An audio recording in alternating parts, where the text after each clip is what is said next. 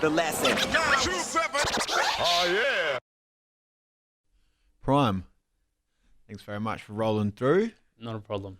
Now, you've actually just gotten back from overseas not that long ago. Mm-hmm. So where were you? You were in Malaysia? Correct. I was in Malaysia, Kuala Lumpur for a year. And I've been back for probably about 3 months now. So, yeah.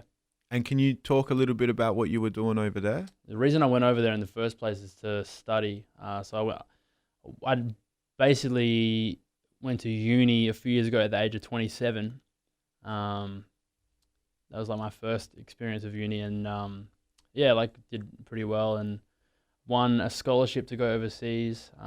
Anywhere in Asia I could go, so I chose Malaysia, and ended up transitioning into work there. Now I'm still working for the organization I was working for in Malaysia, but from here. So it's been good. Do you think you're going back? I don't know at the moment. I've still got to complete my degrees, which is pretty close. And then after that, we'll see. It's possible, but it's not locked in. Now, I've noticed that lately, if you've done any podcasts or interviews or anything like that, yeah, you've been introducing yourself as the artist formerly known as Prime. Yeah. So I guess tell us a bit about that. It's sort of a joke, but it's also because I've kind of done. I think I'm done with music, or at least done with trying to make money out of music, trying to like be a rapper as a job or as a, you know what I mean, like really hustle it. I might still dabble if I feel like it. I might still do things from time to time if I feel like it, but it's not going to be a big part of my life, at least in the short term, like it was, because I've got so much other stuff that I'm doing right now that I'm real busy, that if I kept going at it like I was doing it before, I wouldn't be doing it properly. And, you know, I did it for like 10 years. I really went pretty hard at it for 10 years in various ways. And I think now and I've got good opportunities elsewhere now, that I've like kind of created for myself. So I'm willing to give it 100% to those opportunities now, and just be an outsider in music, but still, you know, be part of the scene and stuff, but not an active participant, as they say. Yeah, not as heavily entrenched. Yeah, so it's not my life anymore, you know. So I guess considering that, you know, we may not get any more Prime music in the future, let's walk, I guess, front to back from when you started. Mm-hmm. You were first on my radar, I'm pretty sure, those wrap-ups that you used to do. Yeah. That were obviously inspired by Mad Skills, and I think that was the MySpace days. It was, yeah. And I'm not sure exactly what year. I've got a memory of it was either 06 or 07 that I heard. And I was like heavily listening to Mad Skills at the time. And so I could totally hear what you were doing. And I was like, wow, that's fucking ill. And I think you would have been young. Yeah. So I only did 2 of them. The first one I did was 07. And my idea was with that, because I'm a huge fan of the Skills wrap-ups. And even to this year, I guess, to this year, I still, like, if it's that time of the year, I'm actively looking for that wrap-up, because it's like, it's part of that time of the year now. Like, I'm always interested in that. But I always felt like a lot of the references, it's a little bit different now because we're more aware of what's going on because of the internet everywhere in the world, especially in America, if you're into like hip hop culture and that sort of thing. But in like those sort of mid 2000s, there was a lot of references that I didn't really understand fully because it was based on like American culture. So it might be sport, it might be like TV. So I thought, wouldn't it be cool if someone did something like that, but it was more based on Australia, like things that happened here in our year, whether it's sport or TV or whatever. So that was the initial idea. And that's what I did in 07. I was 20 at the time. And I did another one in 08. And that was the last of it, because I didn't want to become someone that did the wrap up every year. It was just a little bit of fun. And the first one was really well received. So I kind of did 08 because people asked for it. But yeah, it was fun. Like I enjoyed doing that. and I enjoyed the process of looking back at the year and thinking, okay, what is worthy of being included in this wrap up? And it was cool. Yeah. Yeah, man, they were dope. They were real good. So was that, they were put up on MySpace from memory. So was that the first recorded music that you had?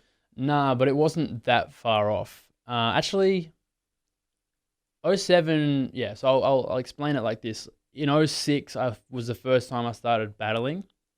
So but I was still 18 at that time when I was first entering battles. I turned 19 during that year. And then I put out a song in about September, October. That was just on the internet. That was the first thing I ever released. It's called My Fault. People might have heard that. And then that's when I started to get involved with Pagen Elypsis, and we actually dropped a mixtape that year. The 007 mixtape. 2007, yeah. So that would have been the year I did the first wrap up. And by that time, I was dropping stuff pretty regularly as Prime as well. So, yeah, probably would have had solo-wise, probably, I don't know, 7, 8 songs out, plus the group stuff. So this was all happening around the time that you guys formed Pagen Elypsis? Yeah. So we probably fully formed Pagen Elypsis in maybe 06.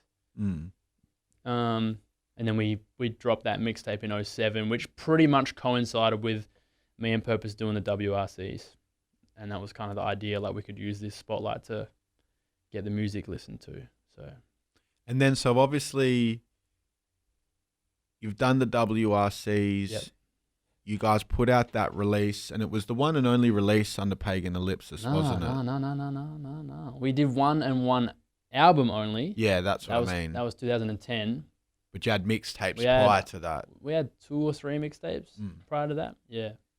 And then so after the Pagen Elypsis album, that was the first official album, but the last one as well. Yeah, because the thing about Pagen Elypsis is, okay, it's 5, it was 6, ended up being 5 MCs on that album, right? And at some point or another, all of us had ambitions to be solo artists. Some of us ended up following through. The Pagen Elypsis album was the extent of their release, their discography, I guess. But for me, and I think Purpose as well, when you talk to him, he can say whatever. But for me, giving all that time to Pagen Elypsis was by the time that was finished, I was like, okay, I just want to do Prime stuff now, because I've already not done any Prime stuff in that whole time because we were getting all this done. So I think definitely after that album, we were always going to break because we had me and Purpose had solo stuff to do. And yeah, whether we end up getting back and doing more was we'll do it later.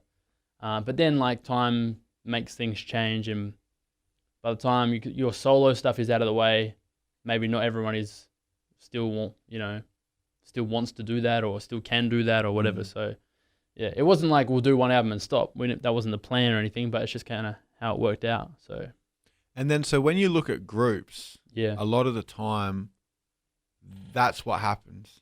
They end up doing their solo thing. Yeah. And then sometimes they'll reunite for a second or third. Yeah. I mean, realistically, in Australian hip hop, right, it's pretty rare that you have established artists already that go, oh, let's be a group now. It's usually people you're friends with when you're a teenager who you come up with. That's your group. That's usually how it works. That's how it was for us. We were a group because we were knew each other from young. It's not we were oh, let's get together and form a group now that we're all doing things. But it wasn't really like that. It was, yeah. So yeah, I mean, what was the question again? Well, what I was going to say was, so when you look at groups and often they end up going solo. Yeah. Is there particular things that make it really difficult to continue working together as a group? I can only speak from my experience. But there were songs that I wanted to make for my solo stuff, which I think wouldn't have fit on a Pagen Elypsis album. Like, even though we all had like little solo tracks, I think on the album I had a solo track that was a little bit different to like the rest of the vibe. But when you're a 120% part of a group in terms of the MCs, you don't really have that much time to put your stamp on things, especially in an album like that, which is very like bar heavy and like kind of up tempo. Well, not up tempo, but like I don't want to say aggressive, but it was like kind of hard hitting. It was that hip hop kind of approach, that kind of posse approach to a hip hop record, and there's not that much room to like get across who you are as a person or that sort of thing like that. And that was always the thing that I wanted to do with my solo albums. I wanted to, like, if my kids or whatever heard it like 30 years later, they would have a perception of who I was at that time. You know what I mean? But when you're in a group, you don't really have that much room to move like that. So I always had ambitions to like do something differently and be more like based on me as a solo artist. So that's just my perception. There are some groups where people go solo and it's like they're pretty much exactly the same as they were on the group stuff, and that sometimes is fine. That sometimes works, but in my case, I wanted to do different types of things, and some things fit with one and not with the other. So, and you guys all met through Poeticate, pretty much, yeah. Motive and Purpose are cousins. Poeticate went to the same high school as K-Dog and Motive, right? So they were already, I think they were all in different years in that, but they were like hip hop people. So they're like, you know how it is, they connected together. And then Purpose came along because of his like family with Motive. And then I met Poeticate just like around shows and stuff, like underage shows. And he kind of introduced me to the others, and then that's how that happened. So, And then particularly, I guess, in that crew, you know, yourself, Purpose, Motive, Poeticate, all actively battling at one stage. Yep. And K-Dog battled too. Everyone. Oh, he was battling as well. Well, he not when I was, but he was battling before that. Everybody in the crew battled at some point. So basically, you guys are a crew that came up through the influence of battling and bars. I just think that it's more like that was the easiest way to get out there. I don't think I ever went into it like, oh, my ambition is to battle people. It was just like this is the dawn of the internet, right? So it's not like you can just do it now. You can just like put something out there and it's there.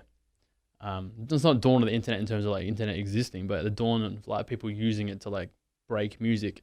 So yeah, for me, battling was just like the most logical, easy way to make people know that I exist and like what I can do as a MC. I think it was the same for the others. It wasn't like battling was like the goal. It was more like the college on the way to the NBA sort of thing. In those days, that was the most efficient way to like become known and, you know, so to make people actually want to hear your music and that sort of thing. So, and you guys did pretty well just in the battle realm. Yeah, overall. We did pretty well. Yeah. It was a good time. It was like it was a thriving scene at that time. There's a lot of people involved, a lot of people participating, watching. People were interested. People would pay money to go watch it.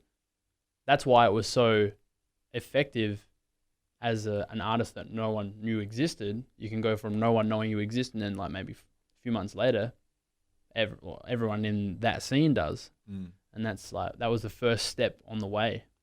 So. The official Pagen Elypsis album dropped, and you guys obviously would have done a few shows off the back of that. Yeah, we toured that around, yeah. Then you at some stage signed to Soulmate Records? Correct. So tell us a bit about Soulmate and then I guess how that deal came about. I think I actually got that deal when we were still doing the Pagen Elypsis album. So that was already done before the group album came out. I don't really remember how that came. I all through the Pagen Elypsis thing, I was still like dropping solo music all the time, and I think it just caught the ear of the guy who ran the label, pretty much. And he hit me up, and we kind of worked it out, and that was that. So we would have done that in 2010. We didn't. there was really no need to announce it because we knew that my solo music was going to be delayed by the group music anyway. So we really didn't even announce it until probably months later. And then in 2011 is when I did the Good Morning project. So yeah, it was a pretty busy couple of years there, on two fronts with the group and the solo stuff. And then around this time, is this because 60 was on Soulmate at some stage? Was this at the same time that he was on there? Yeah, it was, but I'm pretty sure he already had don't ask me to explain the intricacies of it because I don't know.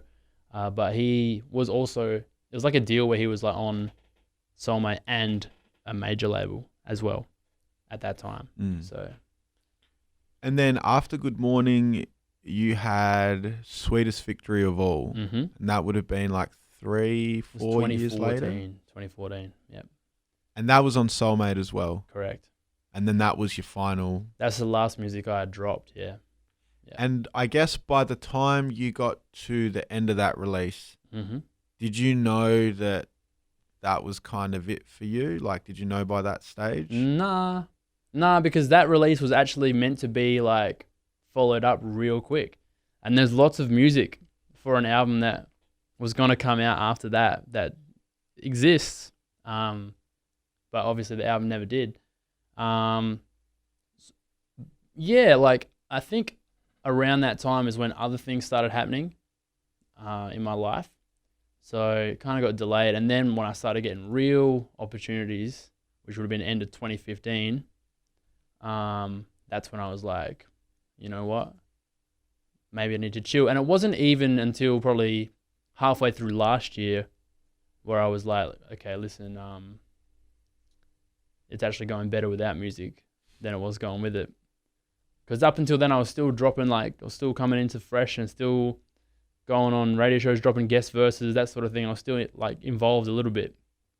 But yeah, it probably took about 18 months to fully walk away after that.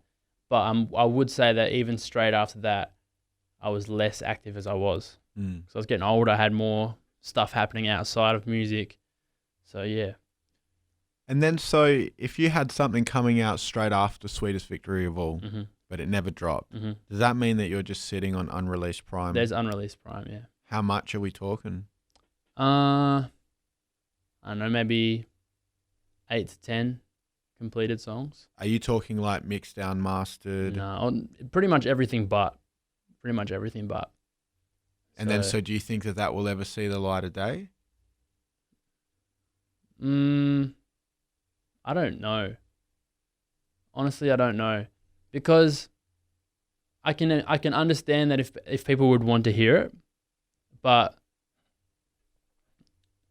there's a lot that needs to happen for it to get to a releasable level, and then by the time that happens, we're talking about music that's like years old.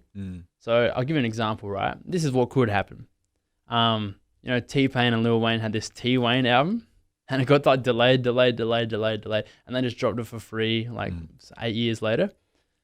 That could happen.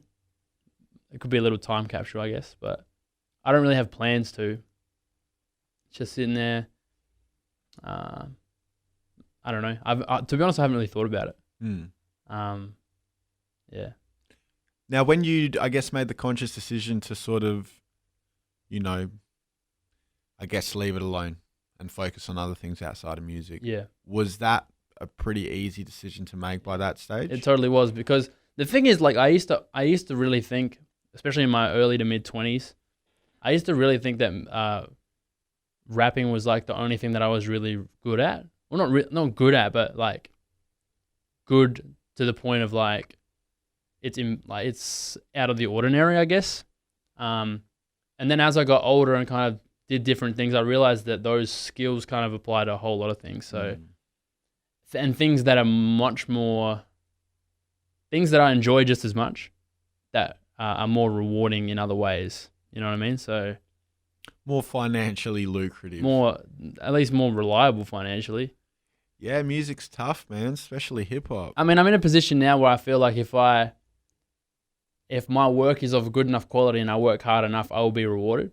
Whereas with music, I often felt like it doesn't matter how hard I work, it doesn't matter how good it is, I'm not really in control of the result. And when I say rewarded, it's not just finance, right? It's a whole lot of things. And there's only so much you can hear people say, oh, you're heaps underrated. And it's meant as a compliment, but it's like, actually it's the worst thing to hear. It's like, I don't want to be underrated. No one does. Because it means that you're not getting the reward for your effort. That's how I felt about it. And it's a nice thing to hear once or twice, but it's a bad thing to hear every day or every week or whatever.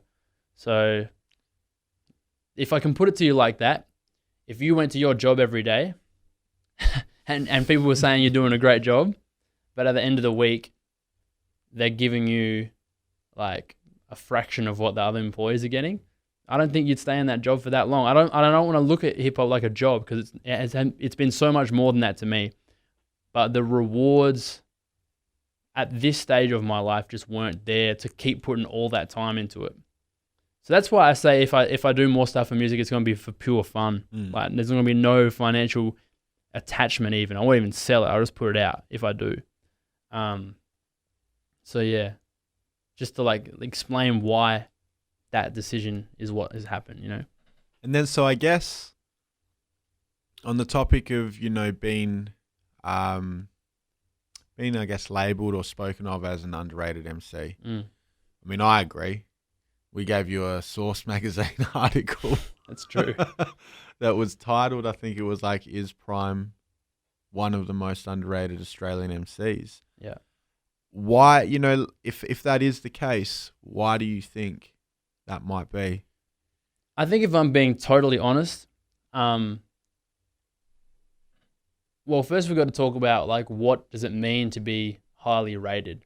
Who's rating? And like, what do we mean by that? If it's like, if we're talking about underrated in terms of like, do people think he's good? Then I think a lot of people have been pretty generous with their praise of me, right? There hasn't been too many people that have been like, oh, he's garbage, right? Which is good. In that sense, I'm not underrated at all. But if it's in the sense of, are you like, you know, getting heaps of like play on the radio or like caking off your music, in that sense I am underrated. But the thing is, realistically, I never really gave myself the opportunity to be rated in that sense. I didn't make like, if you listen to my album, I didn't make the type of music that is likely to be widely spun and listened to and all that. It's not like fucking music that like only like one tiny minority of society would listen to. But by the same token, there's not obvious singles. It's not music that I think people would like it. There are some songs that like us, a lot of people from all different walks of life have really loved and enjoyed. I think Restore My Faith is probably one of them.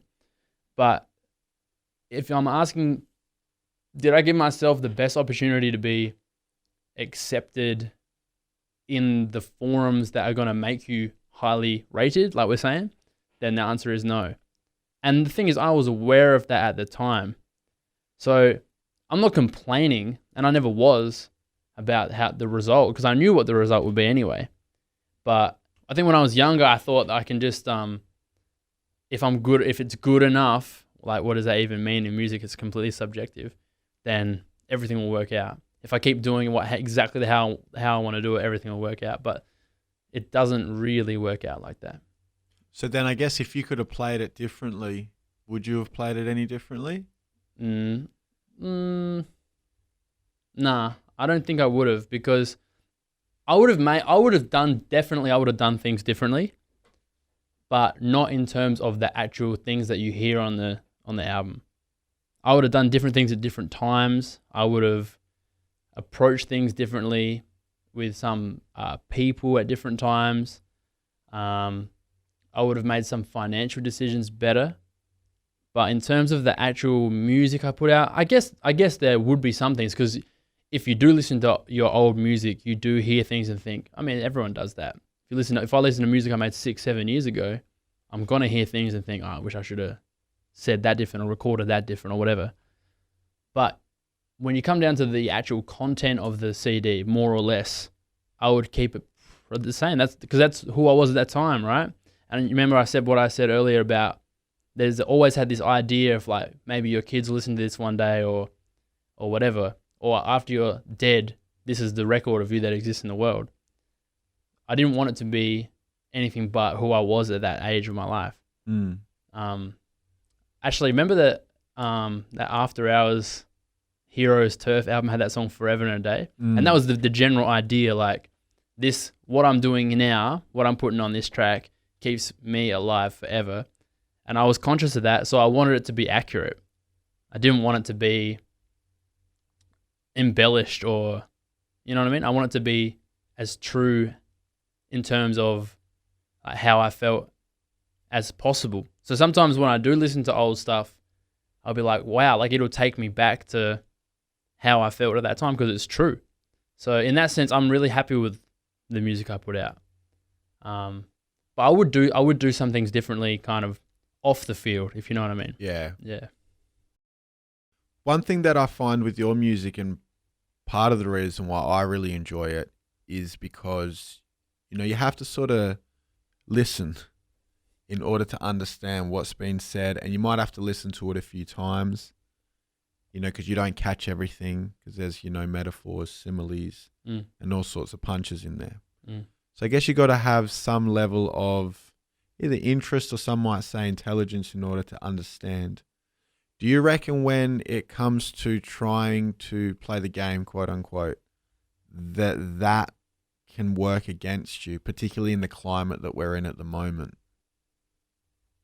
I think,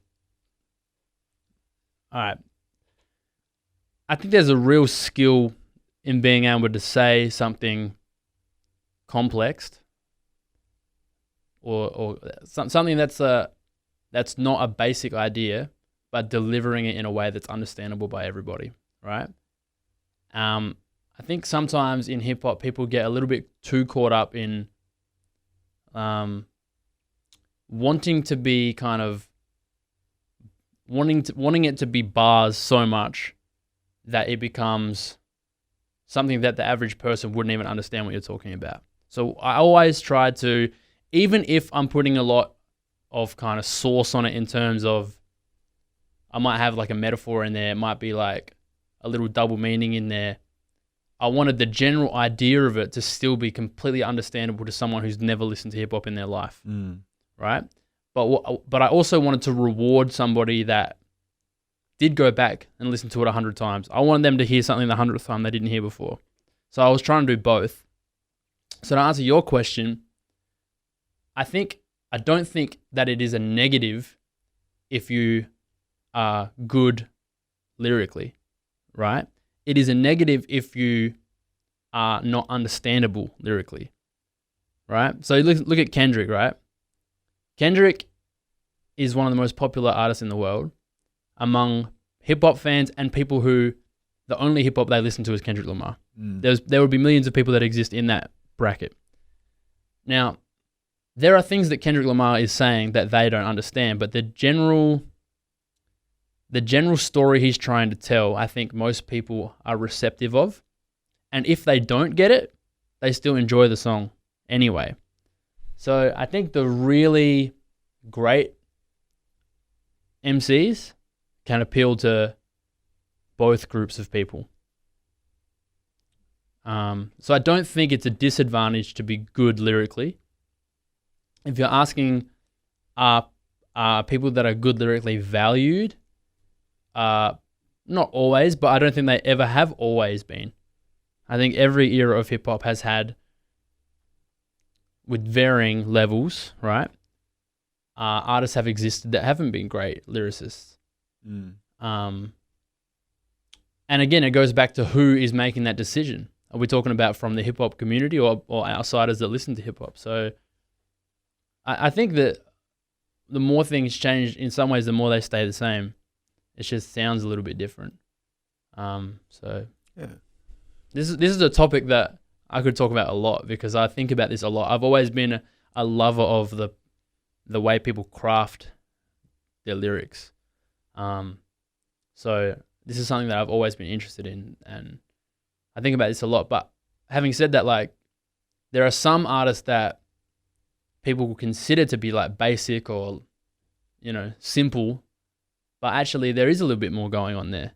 So yeah, I hear that a lot about Lil Wayne. Like, on one hand, I'll hear dudes say Wayne's trash. And then on the other hand, and I'm pretty sure Dave Chappelle even said it in one of his stand-ups, other dudes would be like, Wayne's genius. And I don't see the trash, but I don't see the genius. It kind of just... But the thing is, it is possible for human beings to be capable of trash and genius. Actually, it's possible for every human to be capable of trash and genius. I think Lil Wayne is someone who has been saying clever shit for years, year after year after year after year.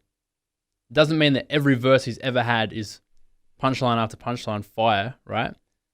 But he has had an incredible amount of clever things said.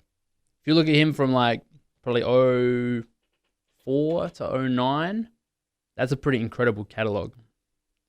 So I guess who are some of the artists when you talk about, you know, dudes who can say something that maybe is complex but in a way that everyone can understand? Who are some of the artists that you think do that the best? I think this is a tricky one, right? Because I'm not saying that everything they say is immediately understood by everybody. I'm saying that they can tell a story and there will be little bits in there, little kind of moves, if it was an athlete, little tricks that the average viewer doesn't see, but the trained eye does. Yeah, okay. You know what I mean? Yeah. I'm instantly thinking of that Jordan Game 6 when he pushes off. Or it's like a Mayweather fight, how like someone that doesn't normally watch boxing will be like, oh, he's running. But people that are, you know, real keen-eyed boxing fans appreciate the defensive display, you know? It's that thing. So if you look at an artist even just like Jay-Z, he's like a global superstar, but if you listen to a lot of his music, there will be moments where he's really gone hard to put a real clever bar in there. And it might just be a little thing in that bar, not even the punchline of the bar. And he's done that for people that appreciate lyrics. So that's what I'm talking about. It doesn't mean, like, I think what I'm trying to say is the great rappers can hit 2 targets with 1 verse. I think for me, that's a sign of a high level lyricist. Yeah, and I guess when you say that, Jay-Z is probably the first name that comes to mind. Definitely one of the first few, yeah. Yeah, and there's a lot of rappers that don't try to hit 2 targets, and there's nothing wrong with that.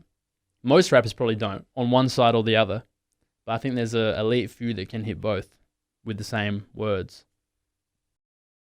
Now let's talk Triple J, because I imagine when you were doing music heavily, even though you weren't necessarily popping, I'd say obviously you weren't necessarily making music to try to get on the radio. You would have submitted singles and played the game. Now, first, I guess, did you ever get any spins on the Jays? Yeah. I think every release that I've been a part of, whether it's a group or solo, has had some level of Triple J play. Pagen Elypsis won a Triple J on Earth once, and we played Big Day Out off that, which was awesome. But yeah, so yeah, bit here and there, bits and pieces. Never like thrashed. You know what I mean? Yeah, like heavy rotation during the day and stuff. Exactly. We had a Pagen Elypsis song on rotation through summer for a while, but it was never like I don't think the average Triple J listener would have like instantly recognized it. You know what I mean? If they heard it in the shops, like it was never that. And with the Prime stuff, it was like it got a good support from like Home and Hose, and always the hip hop show was playing like whatever I dropped new, which was awesome. But never on that like, lunch shift in the office. They're not hearing my song. Yeah, the crazy slots. Yeah. So do you remember the first time you heard, I guess, your shit on the J's? Yeah, absolutely, 100% do, man. It was actually Restore My Faith, but it was like 2 years before it even came out.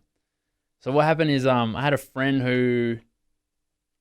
who was doing a radio show in Sydney, which I didn't even know he was on a radio show at some community station, and I had sent just like an unfinished version of Restore My Faith to him, and he actually spun it on the community station, and someone from Triple J heard it, and then they approached me like, hey, can you send us that song so we can play it? So we actually had to go in and finish it just so we could send it to Triple J, like properly finish it. And that would have been 2009, I reckon, first spin on the J's. Yeah, wow. Yeah. And do you remember what segment it was on? It was Home and Hosed.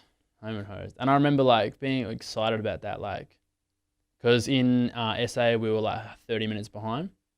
So like, I had heard it had been on, and then like we were like 30 minutes later we listened to it on the radio, like, oh man, on the radio. That was exciting. So I do remember that. But then after that, kind of, yeah. When you when you hear yourself on the radio for the first time, you assume that it's going to be normal now. Like, I'm going to be on the radio all the time now. But it didn't work out like that. But you did have a couple of other spins. Yeah, I mean, spins here and there. Never heavy, though. Yeah, never daytime rotation. Yeah. So then I guess, give us what your take is on the impact of J's on Australian hip-hop, both the pros and the cons. Yep.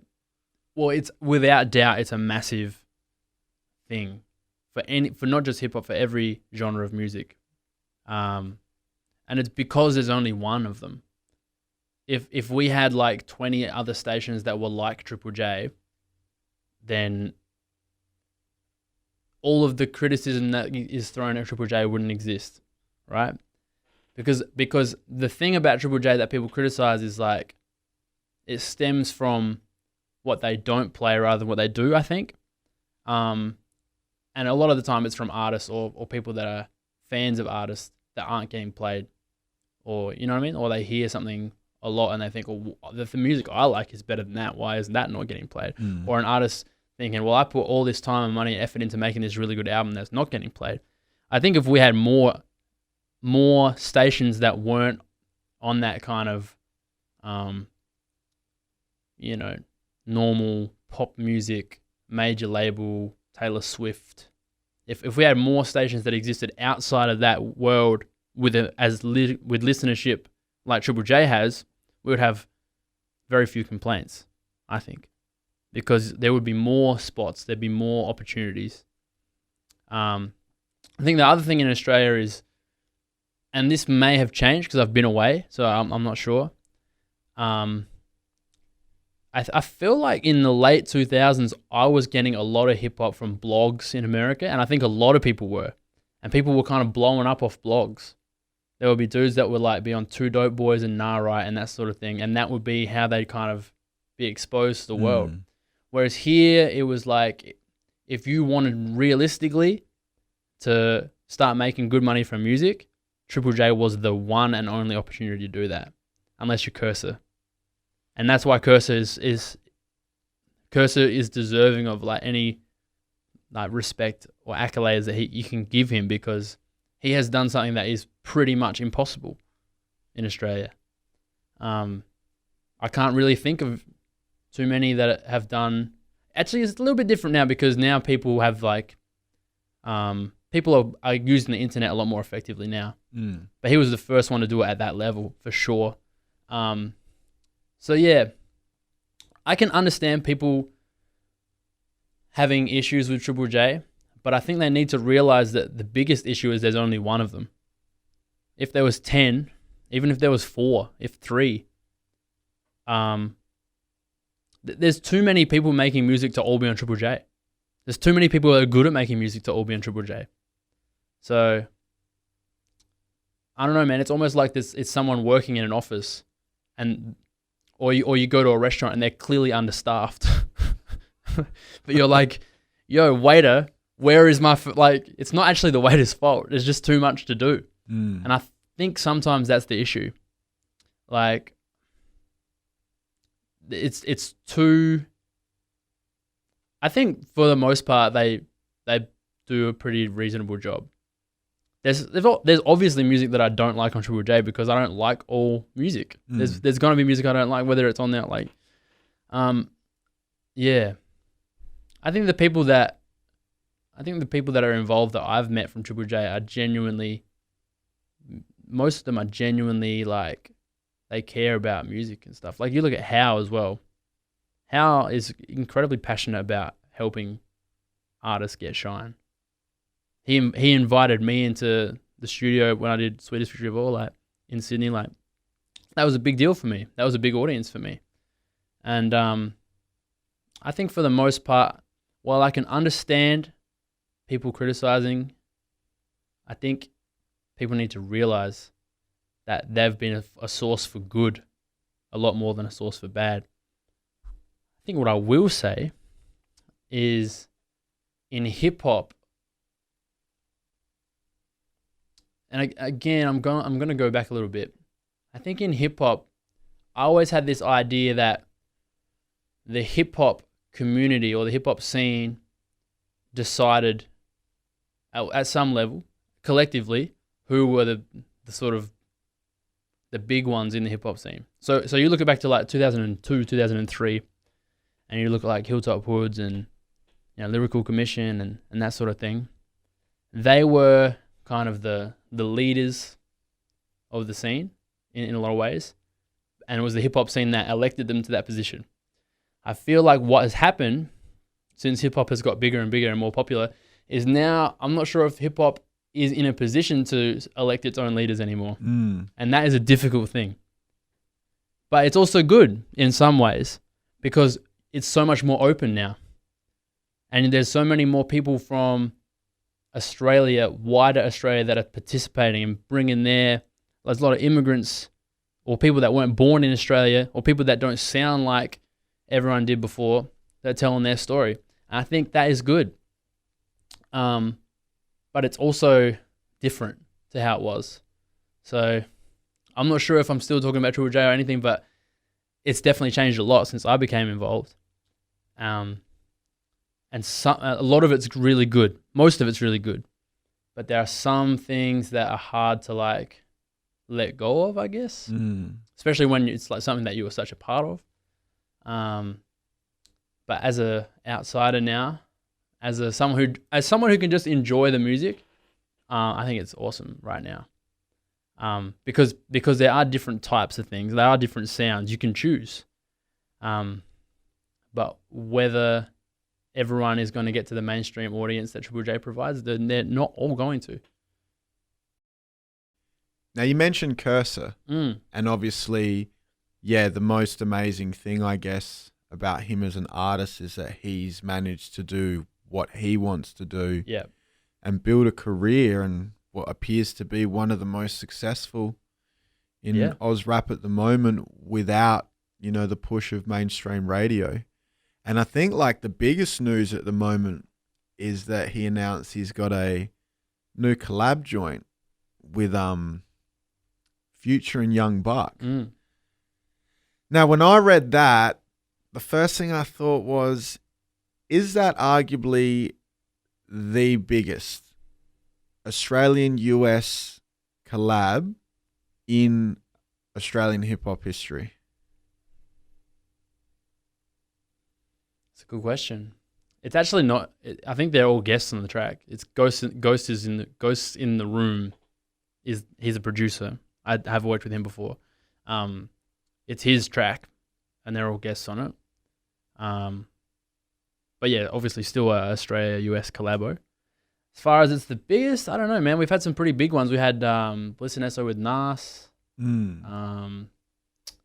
Had Pharaoh Monch and Hoods and all that.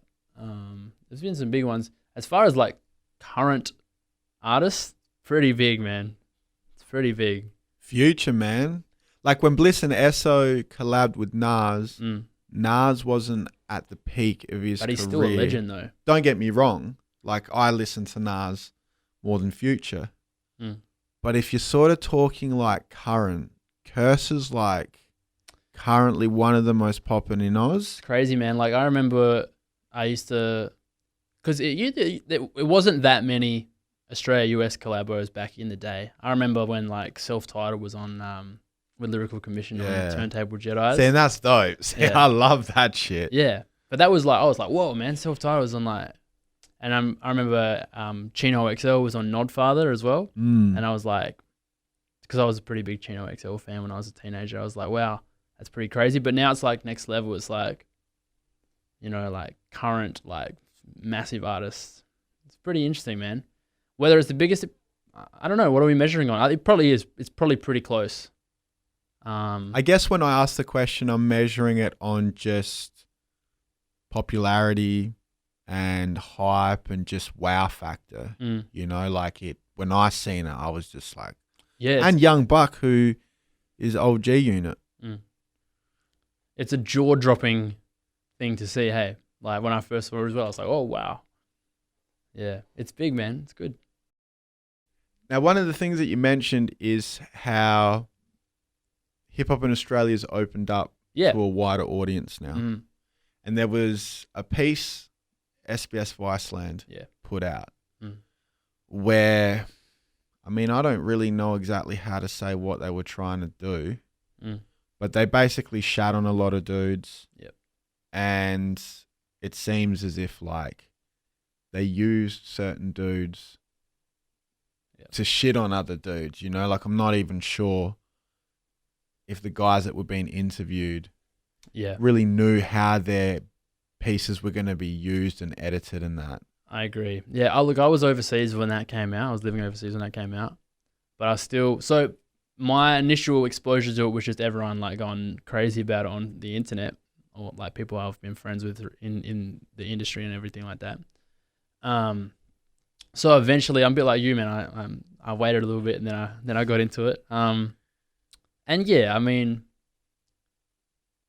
to shine a light on new artists that come from different backgrounds is a good thing. But there's no need to denigrate and ridicule the hard work and efforts of people who were very important in building this to what it is now. There's absolutely no need to do that. There's no benefit to that. I'm not sure what the point of that is. I'm not sure who watches that and goes, oh yeah, like, fuck those guys. Like, like, I think it was misguided. I don't think that the younger dudes they interviewed went into the interview with the intention of like, oh, let's go and like criticize people who did this before us. I do agree that the way it was edited made it look real unflattering to some of those guys. I don't know those guys, but I'm just going off what people that I do know who do know them have said. So yeah, I think it was an unnecessary tone in that piece. I think the dude who did it as well probably wasn't. I think he actually said maybe on social media that was his first thing like that he'd done. I don't know. I don't know too much about that, but so maybe he'll learn from that. Definitely the response was necessary, I think.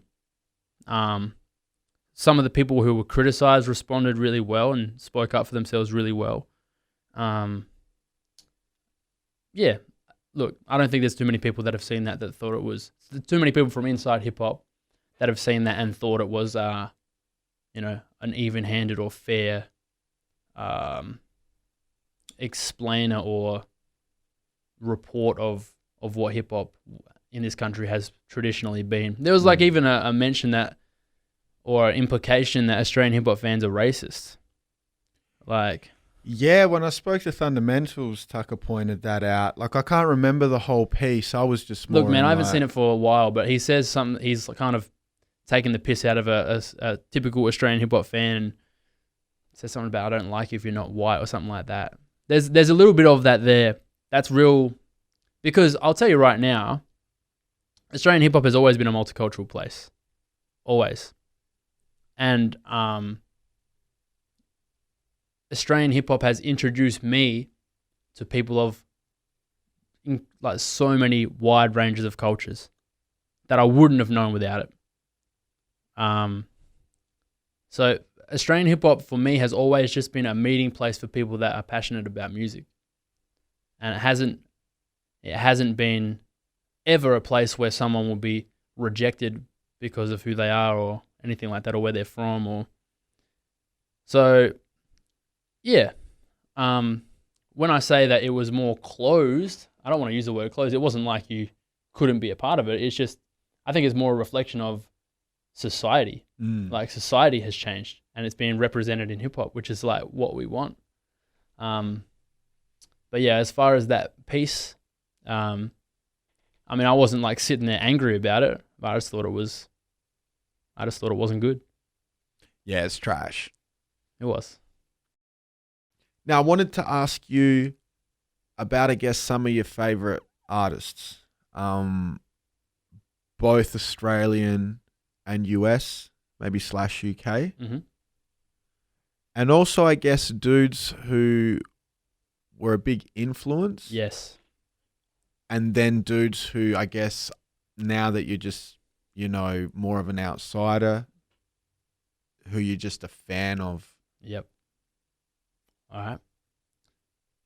I've always been a big believer that, because let me start this by saying a lot of people used to tell me, be careful what you listen to. This is when I was a young MC. No Buster move. Be careful who you listen to, because what you listen to will influence. Like, if you listen to too much whack shit, then you'll start doing it. That was been the thing. But I think I've always thought that, yeah, you get influenced by everything you listen to, but some of it will influence you in a positive way and some will influence you in a way of like, I'm not going to do that. Like, you know how every kid, when they get grounded or something, or they get in trouble from their parents, they're like, oh, I'm not going to be like that when I have kids. Like, that sort of thing.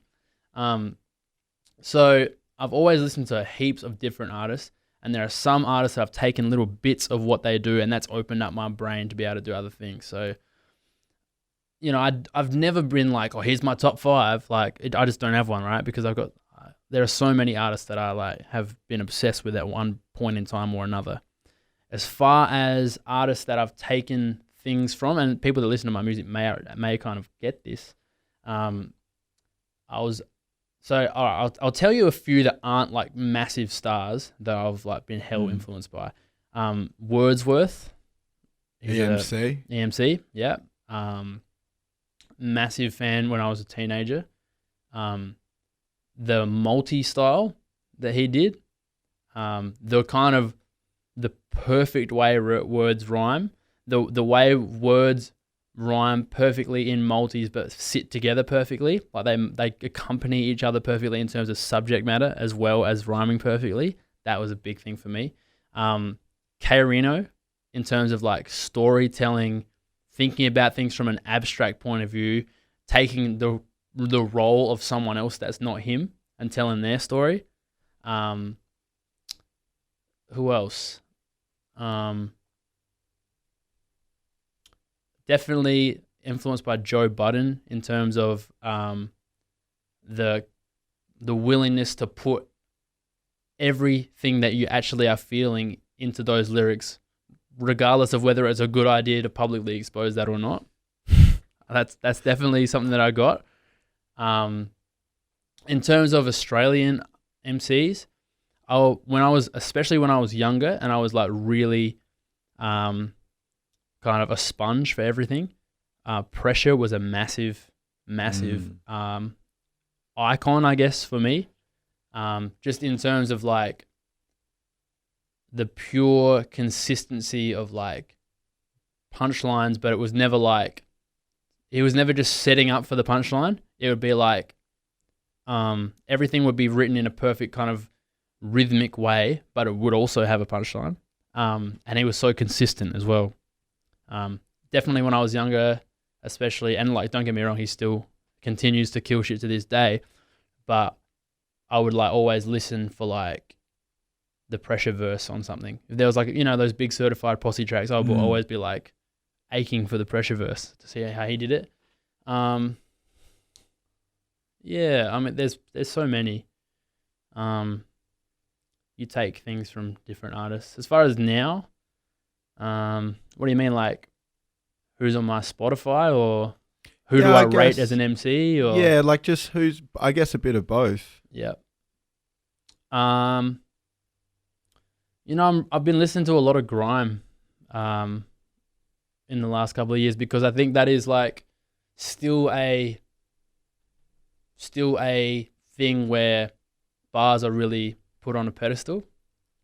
And you know, a lot of the music that I listen to isn't even hip hop, right? So it's not like it's not like all I want from my music experience is bars, but I do enjoy bars. I do enjoy someone who has gone out of their way to show off what they can do as an MC. I do enjoy that. I don't think I'll ever stop enjoying that. So yeah, but also like